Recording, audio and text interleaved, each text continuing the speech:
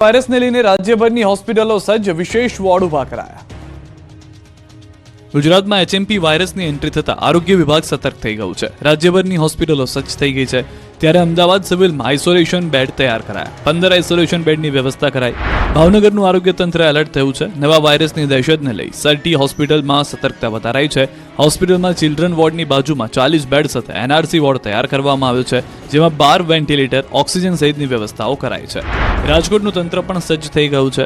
Rajkot civil હોસ્પિટલમાં ખાસ 10 બેડનો ward ઊભો કરાયો છે. ઓક્સિજન અને વેન્ટિલેટર સહિતની પૂરતી વ્યવસ્થા કરવામાં આવી છે, તેમજ દવાઓ અને ઇન્જેક્શનનો પૂરતો જથ્થો ઉપલબ્ધ કરાવવામાં આવ્યો છે.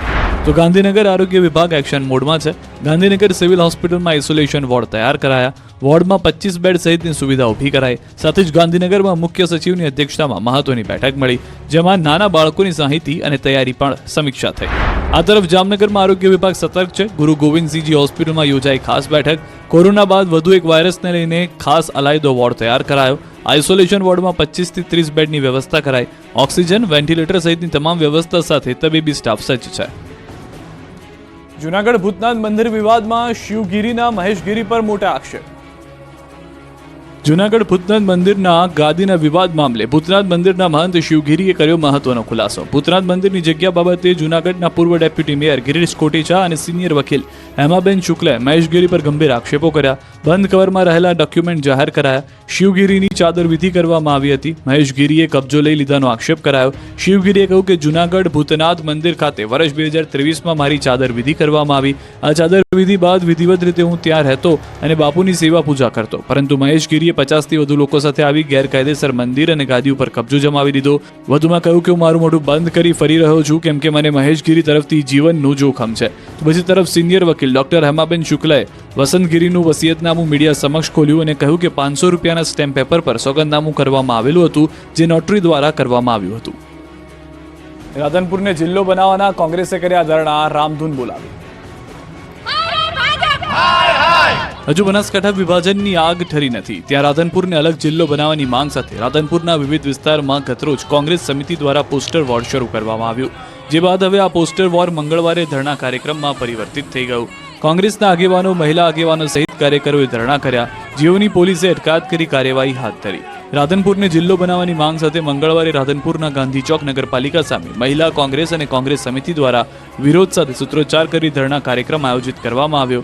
રાધનપુર ખાતે વિધાનસભા અધ્યક્ષ શંકર ચૌધરીના અધ્યક્ષસ્થાને મંગળવારે આયોજિત સત્કાર સમારંભ કાર્યક્રમને લઈ વિધાનસભા અધ્યક્ષ શંકર ચૌધરી આવે તે પૂર્વે કોંગ્રેસના મહિલા આગેવાનો સહિત કોંગ્રેસ સમિતિના આગેવાનો, કાર્યકરો દ્વારા ધરણા પ્રદર્શનને લઈને ધરણા સ્થળે ચુસ્ત પોલીસ બંદોબસ્ત ગોઠવવામાં આવ્યો. ધરણા કાર્યક્રમને પગલે કોંગ્રેસ સમિતિના આગેવાનો, મહિલાઓની પોલીસે અટકાયત કરતા કોંગ્રેસ સમિતિના આગેવાનોએ રાધનપુરને જિલ્લો નહીં બનાવવામાં આવે તો આગામી દિવસોમાં અનેકવિધ કાર્યક્રમો સાથે લડત ચાલુ રહેશે તેવી ચીમકી ઉચ્ચારી હતી. બનાસકાંઠા જિલ્લાનું વિભાજન કરી વાવ થરાદને નવો જિલ્લો જાહેર કરાયો છે. જો કે આ જાહેરાત સાથે જ ક્યાંક ખુશી તો ક્યાંક વિરોધ જોવા મળી રહ્યો છે. દિયોદર, કાંકરેજ અને ધાનેરા તાલુકામાં વિરોધ જોવા મળી રહ્યો છે. જો કે ધાનેરાના બોર્ડર વિસ્તારના નેનાવા ગામના લોકોની માંગ છે કે તેઓ વાવ થરાદમાં જ રહેવા માંગે છે. આ વિસ્તારના ખેડૂતોનું માનવું છે કે વાવ થરાદમાં રહેવાથી ખેડૂતોની પાણીની સમસ્યા હલ થશે, જ્યારે વાહન વ્યવહાર સહિતના અન્ય ઘણા ફાયદાઓ પણ મળશે. બનાસકાંઠાના વિભાજનને લઈને વિરોધ હવે ગાંધીનગર સુધી પહોંચી ગયો છે. બનાસકાંઠાના આગેવાનોએ ગાંધીનગર ગજવ્યું હતું. જિલ્લાના આગેવાનોએ ગાંધીનગર પહોંચી પ્રભારી મંત્રી બળવંતસિંહ રાજપૂત સાથે કરી હતી બેઠક. ધાનેરા તાલુકાને બનાસકાંઠામાં રાખવા માંગ કરી. વડોદરામાં ઘરનું ઘર ખરીદવા લાગી છે લાઈન. ઈડબ્લ્યુએસના 103 મકાન ખરીદવા હજારો લોકો લાઈનમાં ઉભા રહ્યા. આ લાઈન કોઈ આધાર કાર્ડ સુધારવાની નથી. આ લાઈન કોઈ રેશન કાર્ડ અપડેટ કરવાની નથી. આ લાઈન બેંકમાં પૈસા બદલવાની પણ નથી. ઘરના ઘરનું સપનું જોનારા લોકો વડોદરાની અંદર હજારોની સંખ્યામાં આવી ગયા. માત્ર 103 ઈડબ્લ્યુએસ આવાસ યોજનાના મકાનના ફોર્મ માટે લોકોએ કડકડતી ઠંડીમાં લાઈન લગાવી. વડોદરામાં વુડાની હદમાં આવેલા ઈડબ્લ્યુએસના 103 મકાનો માટે વુડા દ્વારા સુભાનપુરા વિસ્તારમાં આવેલી એક ખાનગી બેંક સહિત વિવિધ બેંકો દ્વારા ફોર્મ વેચાણ કરવામાં આવી રહ્યા છે. વહેલી સવારથી ફોર્મ લેવા માટે લોકોની બેંકોની બહાર લાંબી લાઈનો લાગી. તંત્ર દ્વારા માત્ર 103 મકાનો માટે 1000થી વધુ ફોર્મ વેચાણ કરવામાં આવી રહ્યા છે. આ વાતની જાણ થતાં હજારો લોકો ઘરનું ઘર જોવા માટે અને ઘરનું ઘર મળી રહે તે સપના સાથે બેંક ખાતે પહોંચી ગયા. સવારે 5 વાગ્યાથી લોકો લાઈનમાં લાગી ગયા. સુભાનપુરામાં આવેલ કોટક મહિન્દ્રા બેંકની બહાર લાંબી લાઈન લાગી. 5.5 લાખ રૂપિયામાં વુડા દ્વારા 2 BHK ઘરની જાહેરાત છે. 20 જાન્યુઆરી સુધી ફોર્મ મળશે. બેંકમાં ફોર્મની અછતને કારણે લોકો રોજ ધક્કા ખાઈ રહ્યા છે. ઝડપથી ફોર્મ મળે એટલે લોકો કડકડતી ઠંડીની પણ ચિંતા કર્યા વગર બેંકની બહાર ધામા નાખે છે. કામ ધંધા મૂકી લોકો લાઇનમાં ઊભા રહે છે. લોકોનું કહેવું છે કે બેંક દ્વારા કોઈ સુવિધા નથી એટલે લોકો પરેશાન થયા છે. પણ વુડા વેબસાઇટ પર ઓનલાઈન ફોર્મ મૂકે તો લોકોને લાઇનમાંથી છુટકારો મળી શકે છે. દાહોદ મામલતદાર કચેરીમાં ટોકનના નામે લૂંટફાટ. દાહોદની મામલતદાર કચેરીમાં કોઈ કામ હોય તો ટોકન લીધા વગર થતું નથી. અધિકારીઓને મળવા માટે પણ ટોકન જરૂરી છે. ટોકન લેવા દરરોજ આ રીતે લોકોને લાઇનમાં ઊભા રહેવું પડે છે. લોકો વિવિધ કામ માટે અહીં લાઇન લગાવે છે. કલાકો સુધી લાઇનમાં ઊભા રહ્યા બાદ ટોકન મળે છે. આ ટોકનના નામે પણ લૂંટફાટ થતી હોવાનો આક્ષેપ છે. મામલતદાર કચેરીમાં એક ટોકનના 20 રૂપિયા લેવામાં આવે છે. દરરોજ હજારો લોકો દાહોદમાં લીમખેડા મામલતદાર કચેરી આવે છે. એ હિસાબે મળતિયાઓ દરરોજ હજારો રૂપિયાની લૂંટ ચલાવે છે, જેને લઈને લોકોમાં રોષ ફેલાયો છે. અરજદાર તો ત્યાં સુધી કહી રહ્યા છે કે એક દિવસે 20 રૂપિયાનું લીધેલું ટોકન માત્ર એક જ દિવસ ચાલે છે. બીજા દિવસે ફરી 20 રૂપિયાનું ટોકન લેવું પડે છે. આમ વારંવાર ટોકન માટે પણ 20 રૂપિયા ખર્ચ કરવો પડે છે. તો બીજી તરફ મામલતદાર કહી રહ્યા છે કે અધિકારીઓને મળવાના કોઈ ટોકન નથી, માત્ર એન્ટ્રી કરવાની હોય છે. ત્યારે અરજદારોની માંગને ધ્યાને લઈ ટોકન સિસ્ટમ બંધ કરી દેવામાં આવી છે. પરંતુ અહીં ગુડ ગવર્નન્સની વાતો પાયાવિહોણી સાબિત થઈ રહી છે. બિલીમોરામાં સુરક્ષા વગર જેસીબીના પાવડા પર ચડીને સ્ટ્રીટ લાઇટના તાર બાંધ્યા. નવસારીના બિલીમોરા નગરપાલિકાના અધિકારીઓની ગંભીર બેદરકારી જોવા મળી. જી હા, પાલિકાના અધિકારીઓએ પાલિકાના કર્મચારીનો જીવ જોખમાય તે રીતે કામ કરાવ્યું. કોઈપણ જાતના સેફટીના સાધનો વિના બ્રિજ પર જેસીબી મશીન પર ચડીને યુવકે જોખમી રીતે કામ કર્યું. રેલવે ઓવરબ્રિજ પર લોકોના પતંગની દોરીથી જીવ બચાવવા પાલિકા તંત્રે પુલ પરના સ્ટ્રીટ લાઇટ પર તાર બંધાવ્યા. પરંતુ તાર બાંધવા માટે કર્મચારીને લિફ્ટરની જગ્યાએ જેસીબી મશીન પર ચડાવ્યો. ત્યારે કોઈ દુર્ઘટના બને તો જવાબદારી કોની રહેશે તેવા સવાલો બિલીમોરા પાલિકા તંત્ર સામે ઉઠી રહ્યા છે. ખેડા જિલ્લા સહકારી સંઘની ચૂંટણીમાં ભાજપ પર ભારે પડ્યું અપક્ષ.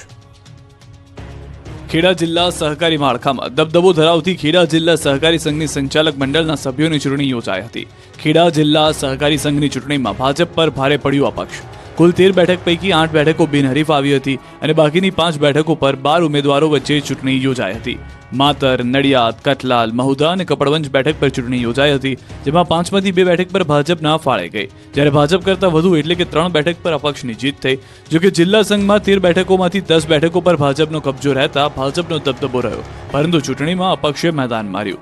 નડિયાદ બેઠક પર અપક્ષ ઉમેદવાર કૌશિકભાઈ પરમારનો વિજય, મહુધા બેઠક પર ભાજપના ઉમેદવાર અર્જુનસિંહનો વિજય, માતરની રસાકસીવાળી બેઠક પર પૂર્વ ધારાસભ્ય જીત, માતર બેઠક પર કેસરીસિંહ સોલંકીની જીત, કપડવંજ બેઠક પર અપક્ષ બાબુભાઈ પરમારનો વિજય, કરલાલ બેઠક ઉપર 3 ઉમેદવારમાંથી 2 ઉમેદવારને 15-15 મત મળ્યા અને 1 ઉમેદવારને 3 મત મળતા ટાઈ પડી ગઈ. 3 ઉમેદવારોમાંથી 2 ઉમેદવારોને સરખા મત મળતા ભાજપના ગોપાલ સોલંકીનો વિજય થયો. બીજી તરફ ખેડા જિલ્લા સહકારી સંઘની ચૂંટણીમાં પરિણામો જાહેર થતા જ આક્ષેપ પ્રત્યે આક્ષેપ થઈ રહ્યા છે. ભાજપના પૂર્વ ધારાસભ્ય કેસરીસિંહ સોલંકી સામે માતર વિધાનસભા વિસ્તાર સંગઠનને નારાજગી વ્યક્ત કરી. પૂર્વ એમએલએ 2 વખત પાર્ટી વિરુદ્ધ જઈ હારનો સામનો કરાવવાનો વારો આવ્યો અને આક્ષેપ કર્યો. કેસરીસિંહ પાર્ટીના મેન્ડેટની વિરુદ્ધ ઉમેદવારી કરી. આ મામલે માતરના ધારાસભ્ય સહિત 200 કાર્યકર્તાઓએ કમલમ પહોંચી રજૂઆત કરી. સાથે જ પાર્ટીમાંથી તત્કાલ હકાલપટ્ટી કરવાની માંગ કરી. પાર્ટી કોઈ પગલાં નહીં લે તો રાજીનામાની પણ ચીમકી ઉચ્ચારી. કૃષિમંત્રીએ જામનગરના અધિકારીઓનો લીધો ક્લાસ. રાજ્યના કૃષિ મંત્રીએ જામનગરના અધિકારીઓનો ક્લાસ લીધો. ખેડૂતોને લગતી સમસ્યા અને ખેડૂતોના પ્રશ્નો તુરંત હલ કરવા માટે સૂચનાઓ આપી. રાજ્યના કૃષિ મંત્રી રાઘવજી પટેલે જામનગર કલેક્ટર કચેરી ખાતે વિવિધ વિભાગના અધિકારીઓ સાથે સમીક્ષા બેઠક યોજી હતી. કૃષિ મંત્રીએ લોકોની પ્રાથમિકની જરૂરિયાતોના કામો પૂરી કરવા માટે અધિકારીઓનું ધ્યાન દોર્યું. રોડ, રસ્તા, ગટર અને પાણીની સહિતની સમસ્યા લોકોને ન પડે તે માટે અધિકારીઓને સૂચન આપ્યું. તો ખેડૂતોના પ્રશ્નો અંગે પણ ચર્ચા કરાઈ. બેઠકમાં સિંચાઈ વિભાગ, પાણી પુરવઠા, પીજીવીસીએલ અને માર્ગ અને મકાન વિભાગની કામગીરી અંગે માહિતી મેળવી જરૂરી સૂચન કર્યા. બેઠકમાં કલેક્ટર બીકે પંડ્યા, ડીડીઓ વિકલ્પ ભારદ્વાજ, ડીઆરડીએ નિયામક શારદા કાથડ, નાયબ મ્યુનિસિપલ કમિશનર ઝાલા, પ્રાંત અધિકારીઓ અને વિવિધ વિભાગના અધિકારીઓ ઉપસ્થિત રહ્યા હતા. બનાસકાંઠા પંથકમાં ઘીમાં ઘાલમેલનો પર્દાફાશ. બનાસકાંઠામાં હવે ઘીમાં ઘાલમેલ શરૂ થઈ છે. બનાસકાંઠાથી નકલી ઘી પકડાયું. બનાસકાંઠા જિલ્લામાં ઘી બનાવતા એકમોમાં ફૂડ વિભાગે દરોડા પાડ્યા અને ઘી અને માવાના નમૂના લીધા. હવે તેના પરિણામો આવી ગયા છે. જે ફૂડના સેમ્પલ લીધા હતા તે ફેલ જતા ફૂડ વિભાગે કાર્યવાહી કરી. ફૂડ એન્ડ ડ્રગ્સ વિભાગે લીધેલા સેમ્પલ ફેલ જતા 10 જેટલી પેઢીને 26 લાખ રૂપિયાનો દંડ ફટકારવામાં આવ્યો. ઘી અને માવાને લીધેલા સેમ્પલ ફેલ થતા આ વિસ્તારમાં ખળભળાટ મચી ગયો. આ અંગે અધિક કલેક્ટરે 26 લાખનો દંડ ફટકાર્યો. બનાસકાંઠાના ડીસા, થરાદ, પાલનપુર અને મહારાષ્ટ્રના થાણીની પેઢીઓ સામે દંડનીય કાર્યવાહી કરાઈ. બનાસકાંઠામાં ફૂડ વિભાગની કાર્યવાહીને લઈ ભેળસેળિયા વેપારીઓમાં ફફડાટ ફેલાયો છે. 22 લાખના ખર્ચે અમદાવાદ રિવરફ્રન્ટ પર પાંદડાનું સ્ટીલનું સ્ટ્રક્ચર મુકાયું.